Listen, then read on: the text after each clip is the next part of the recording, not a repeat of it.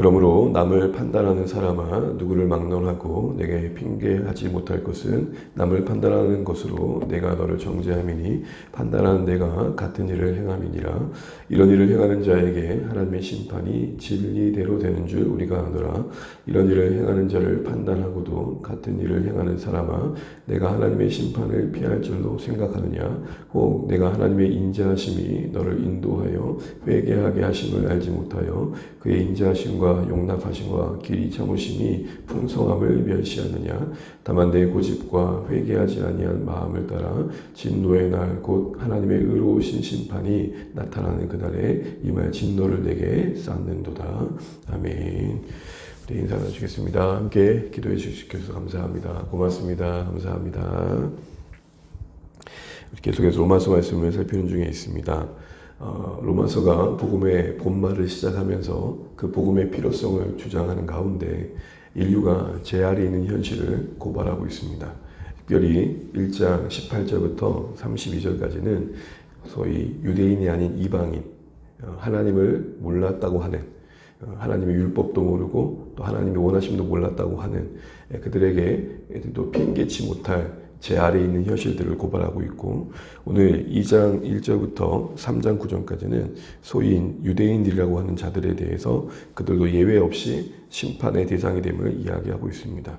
그런 가운데 그들을 오늘 뭐라고 이야기하고 있냐면 남을 판단하는 사람아 라고 되어 있습니다. 누군가를 판단한다는 것은 특별히 유대인의 입장에서는 상대적으로 도덕적으로 더 나은 우월감을 이방인들에 대해서 갖고 있었음을 반영하는 것입니다. 그도 그런 것이 여러분 1장 18절부터 쭉 나열된 죄의 목록들을 보게 되면 다 유대인들이 혐오하는 거였습니다. 동성애라든지 우상숭배라든지. 그런데 바로 그런 것들을 지적하면서 나열하면서 난 너희와 달라. 우리는 그렇지 않아 라는 어떤 남다른 우월감을 가지고 이방인들을 향해서 판단하고 정죄하는 자들을 오늘 유대인들을 이야기하면서 오늘 성경은 이렇게 말합니다.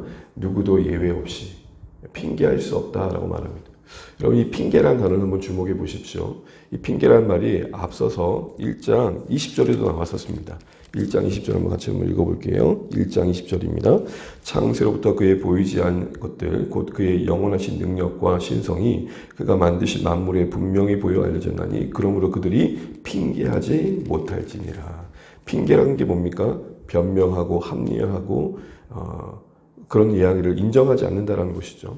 그래서 여러분 복음의 필요성을 이야기하는 이 죄에 대한 이야기 속에서 이 핑계라는 단어가 나왔다는 것은 사람들이 어떤 죄를 지적할 때 뭔가 하나님의 심판을 이야기할 때 자기 보호 차원에서 이야기하는 것들이 뭐라는 겁니까? 변명이라는 것이죠. 이 말은 바꿔 말한다면 우리가 복음을 경험하고 하나님을 만나기 위해서 참 필요한 건 뭐냐면 정직한 자기 인정이라는 것입니다. 자신의 실존을 하나님 앞에서 정직하게 직면하고 인정할 줄 아는 것이죠. 사람 이게 진짜 쉽지 않습니다. 오늘 유대인의 입장에서도 그렇게 쉽지는 않았을 것 같습니다. 왜죠? 왜냐하면 상대적으로 봐도 그들은 거룩하게 살려고 노력했고 나름 하나님의 율법을 따라 살아 애썼기 때문에 드러나는 모습은 윤리적으로 도덕적으로 아마 이방인들보다는 좀 더 고상해 보였을 것입니다. 그런데 그 고상함이 문제입니다.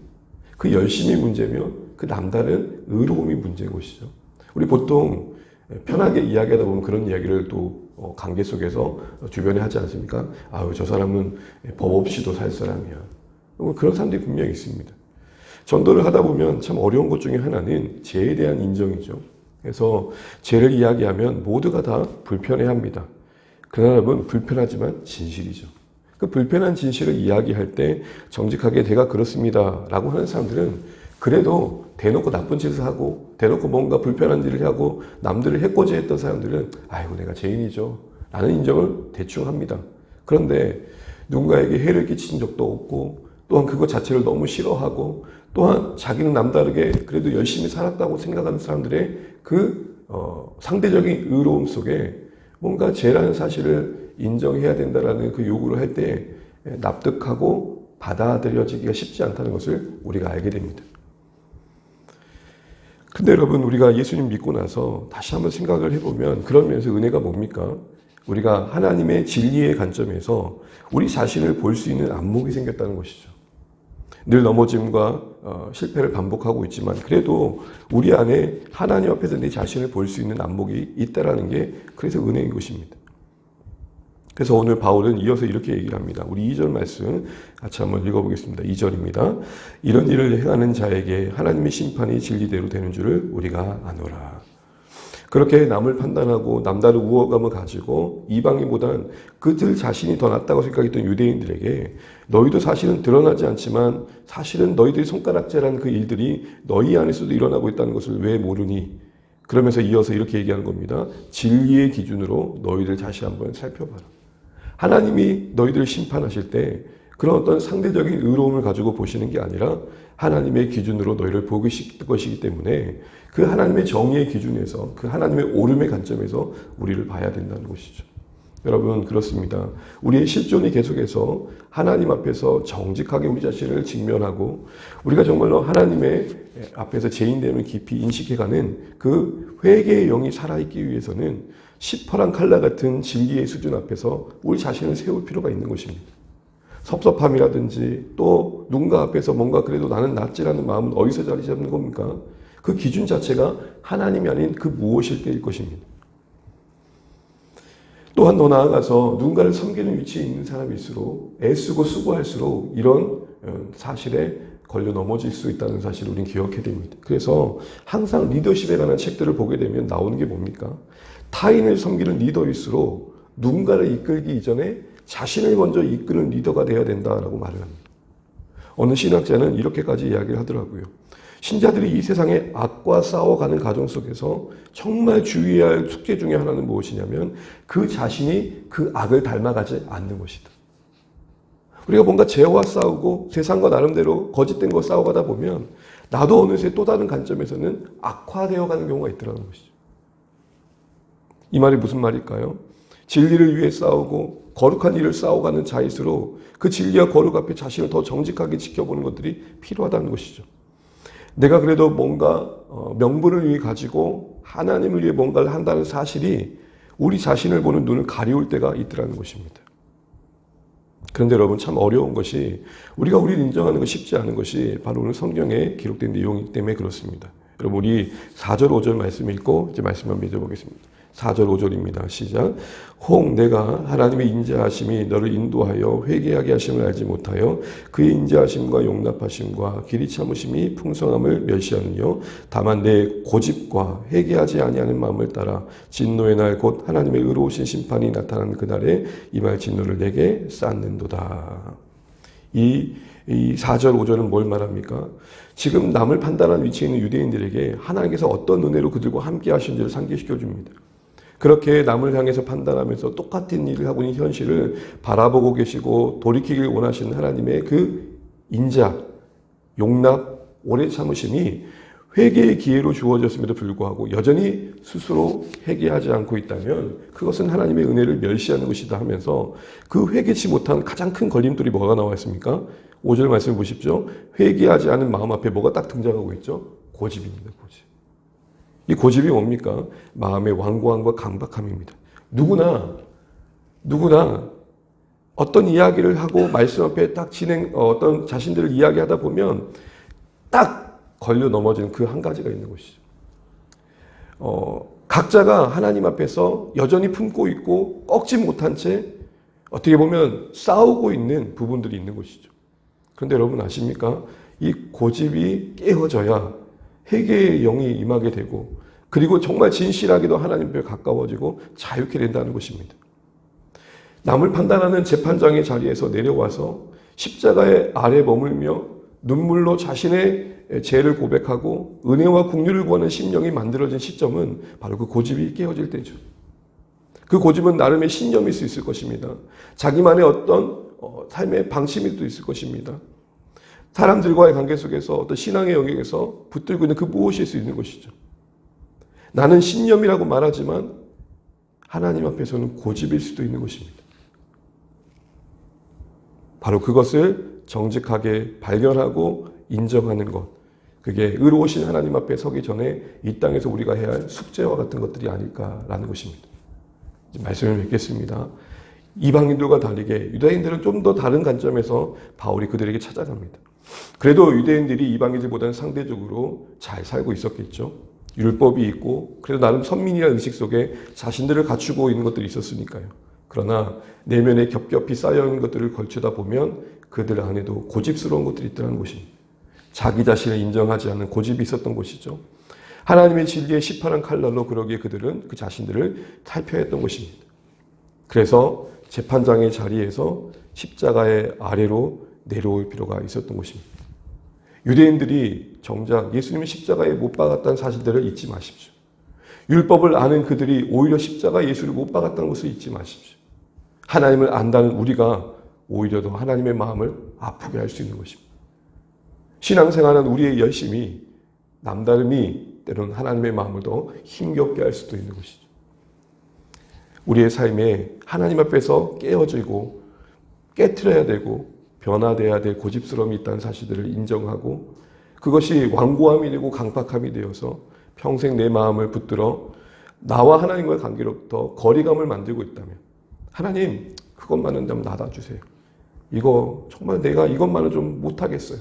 라는 부분들이 깨어지고 깨어져야 하나님과의 더 진실한 관계 속에 우리가 자유케 된다는 사실들을 기억하시면서 오늘 이 새벽에 이런 은혜를 구하면 좋겠습니다. 하나님, 제가 저 자신을 더 진실하게 볼 수 있도록 도와주십시오. 하나님 앞에서 나의 실전을 정직하게 직면하고 재판장의 자리에서 십자가 아래로 내려오게 해주십시오. 날마다 나의 자리는 재판장의 자리가 아니라 십자가 아래가 되게 해 주십시오. 이를 위해 하나님의 진리의 관점으로 나를 보는 안목이 늘 지켜지게 도와주시고 내가 혹 누군가를 이끄는 자리에 있다면 그럴수록 제 자신을 더 발견할 수 있는 은혜를 주십시오. 내 안에 고집스러움이 깨어지게 해주십시오. 이렇게 긍휼을 구하면서 이 새벽에 또 하나님 앞에 은혜를 구하시는 오늘의 말씀 되시기를 주님의 이름으로 축복합니다. 우리 찬양하겠습니다. 찬송가 280장입니다.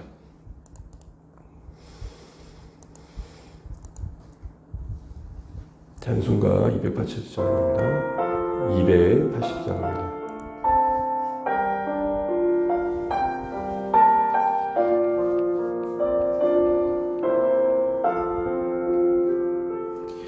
전부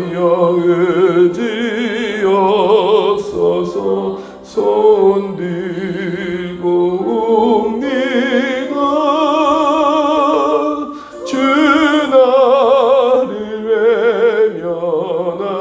외면하시면 나 어디 가리까. 내 죄를 씻기 위하여 피 흘려주시니 고회개하는 마음으로 주 앞에 옵니다. 떠 계신 주께서 영죽을 죄인을 보혈로 구해 주시니 그 사랑은 없네. 내 죄를 씻기 위하여 피 흘려주시니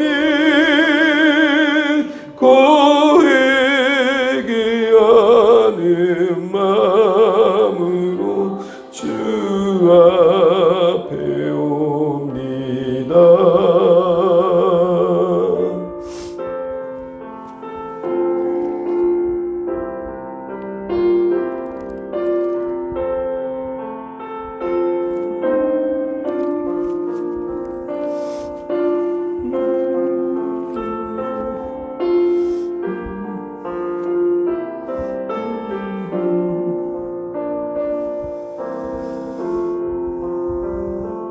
나 예수 의지함으로 큰 권능 받아서 주님께 구함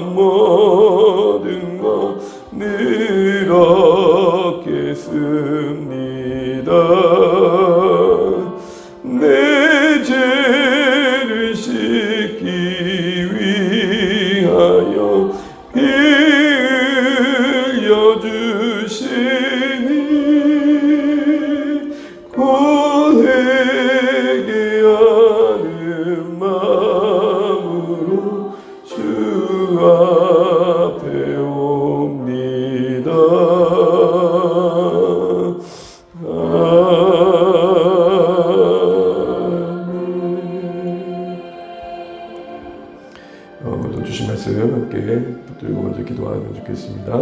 곧 회개하는 마음으로 주 앞에 옵니다. 찬양의 고백처럼 우리가 늘 살아간 삶의 자리에서 또 신앙의 영역에서 혹시나 어느새 높아질 마음들이 있다면 하나님 우리 마음을 낮추시고 또 어느새 또 평생 또 하나님 앞에서 고집 부리는 영역들이 있다면 하나님 나의 이 완고함이 깨어지게 도와주십시오. 긍휼을 구하면서 하나님 앞에 더 진실한 자리에서는 우리가 될 수 있도록 기도하시면 좋겠습니다. 우리 인생의 복음이 복음되기 위해 우리 자신을 정직하게 재발견하는 것이 필요함을 고백하게 됩니다. 우리가 있어야 할 자리는 재판장의 자리가 아니라 십자가 아래임을 기억하게 됩니다. 하나님 날마다 그러하게 도와주십시오. 그래서 우리에게 주어진 삶의 자리에서 하나님 앞에서 더 진실하게 살아가는 우리의 삶이 될 수 있도록 은혜와 긍휼을 베풀어 달라고 기도하시면 좋겠습니다. 어느새 높아진 마음들, 고집스러운 마음들을 깨뜨려 주십시오. 하나님 은혜를 베풀어 주십시오. 함께 기도하시기 원합니다. 주 안에 모든 가족들도 진실해져가게 하시고 하나님의 말씀 앞에 자신을 직면하게 도와주시고 시퍼런 진리의 기준으로 우리 자신을 늘 비추게 하여 주옵소서. 정말 세워가는 교회 가정 속에 세워지는 교회의 모습 속에서 하나님께서 한 영혼 한 영혼을 되찾으시고 부르심을 보게 해주시기 원합니다. 우리 자녀들을 붙들어 주시고 하나님 연약한 성도들을 기억하시고 우리 사랑하는 성도들의 삶의 필요를 채워주십시오. 하나님 하늘에 새는 나를 보고 들에 핀 꽃을 보라고 하셨지 않습니까? 하나님 우리를 돌보심을 우리 사랑하는 성도님들이 일상에서 경험하게 해달라고 기도해 주시기 바랍니다. 세우신 교회들과 이 땅의 지도자들을 위해서 하나님 인적을 위해서 또 하나님 공일이 필요한 곳에 하나님의 도우심을 할 수 있도록 기도하시고 오늘 주 안에 승리하시길 바랍니다. 기도하시겠습니다. 하나님 은혜를 감사합니다. 오늘 우리가 남을 판단하는 자들로 불리워지는 유대인들의 모습을 보게 됩니다. 하나님 혹시 또 우리도 높아진 마음과 남다른 5월강 속에 하나님 앞에 정직하게 나아가지 못한 모습이 없는지 돌아보게 됩니다. 하나님 그래도 내가 수고했던 그 무엇이 또 내가 그래도 나름 애쓴다는 그 무엇이 우리의 눈을 가리워서 우리 안에 돌이켜야 할 부분들을 채 발견하지 못하는 쪽으로 가지 않는지를 돌아보게 됩니다. 하나님 우리가 진리의 기준 앞에 서게 도와주시고 우리 핑계치 못할 것을 하나님 앞에서 정직한 인정이 하나님 아버지 우리에게 있길 소원합니다. 하나님 우리도 하나님 앞에 품었던 순간순간들의 마음들과 하나님 우리 안에 어느새 높아진 마음들과 고집을 부리고 있는 영역들이 없는지 돌아보게 됩니다. 우리가 누군가를 이끌어가는 가정 속에서 우리 자신을 먼저 이끌어갈 수 있는 은혜가 있게 도와주시고 하나님 정말 진실한 직면 속에서 하나님 십자가 아래를 거하는 우리가 되길 소원합니다. 하나님의 용서와 긍휼을 구할 수밖에 없는 우리 임을 늘 기억하게 하시고 낮아진 마음 속에서 꽃피우신 하나님의 은혜가 하나님 우리가 경험되게 하여 주옵소서.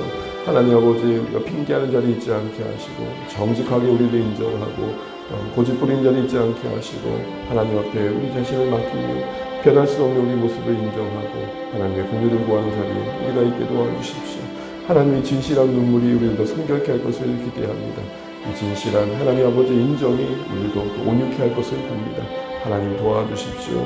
하나님 우리가 먼저 우리 자신 안에서 복음을 경험하게 도와주십시오. 하나님 그 은혜가 은혜되게 도와주십시오. 하나님 우리를 붙들어 주옵소서. 하나님 함께하여 주시고 주 안의 공동체가 정말 계속해서 건강하게 세워져갈 수 있도록 역사하여 주옵소서. 한 영혼 한 영혼을 부르시는 일들을 우리가 보게 도와주시고 아버지 하나님 주께로 돌아올 영혼들이 회복됨을 보게 하여 주옵소서. 아버지 하나님 사랑하는 가족들이 자녀들이 그러하게 도와주시고 우리 자녀들이 공동체에서 건강하게 세워져갈 수 있도록 우리 하나님 공동체의 지혜와 사랑과 은혜를 더해 주옵소서. 하나님 아버지 부모님과 함께 교회 오기를 꺼려하는 사랑하는 자녀들의 마음을 변화시켜 주시고 그들의 마음이 기뻐함으로 바뀌게 도와주시고 매 주일마다 온 가족이 주께 나와 예배하는 것들이 감사가 되는 우리 사랑하는 가족들 되게 하여 주옵소서. 아버지 하나님 사랑하는 자녀들 붙들어 주시고 아버지 하나님 우리 사랑하는 성도들의 일상을 붙들어 주옵소서. 주의 은혜가 임하게 도와주시옵소서. 하나님 긍휼을 베풀어 주시옵소서. 아버지 하나님 사랑하는 성도들의 연약함을 기억하시고 살피시고 하나님 건져 주옵소서. 우리의 필요를 아시는 주님, 우리 하나님 아버지 경제적인 필요와 모든 삶의 필요를 아시는 주님, 하나님 채워주십시오. 사랑하는 성도들의 하나님 아버지 간구함을 들어 주시고 그 문제가 극복되게 도와 주옵소서. 하나님 역사해 주옵소서. 하나님 나를 인정을 붙들어 주시고 주의 은혜가 임하게 하여 주옵소서.